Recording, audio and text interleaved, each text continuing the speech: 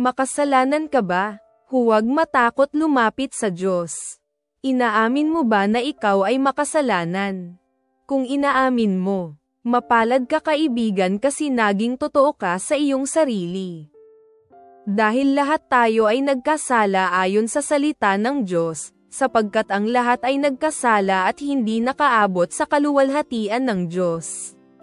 Roma Kapitulo 3 Versikulo 23. May pag-asa pa kaibigan dahil sa walang hanggang pag-ibig sa atin ng Diyos.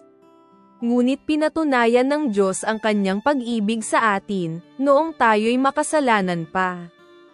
Si Kristo ay namatay para sa atin. Roma Kapitulo 5 Versikulo 8. Pinatunayan yan sa atin ng Diyos, ang pag-ibig na walang kapantay, ngunit pinatunayan ng Diyos ang kanyang pag-ibig sa atin, noong tayo'y makasalanan pa, si Kristo ay namatay para sa atin.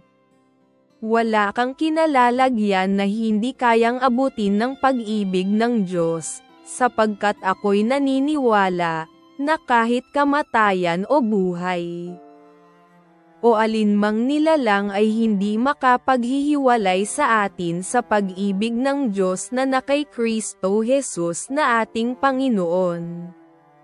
Roma Kapitulo 8 Versikulo 38 hanggang 39. Hindi ka nag-iisa, tapat ang Diyos sa kanyang pangako, hindi kita iiwan ni pababayaan man. Hebreo Kapitulo 13 Versikulo 5. Kailangan lang natanggapin mo ang pag-ibig ng Diyos.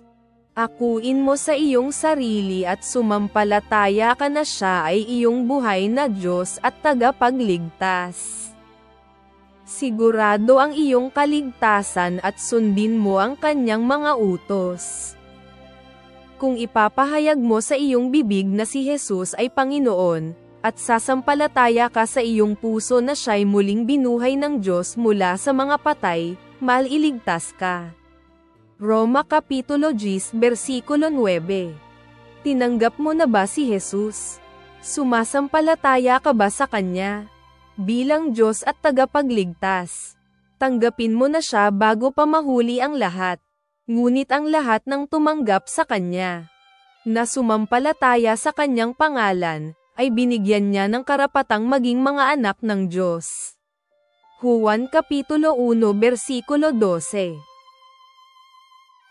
Mapalad kayo na tumanggap, dahil ligtas ka na. Amen.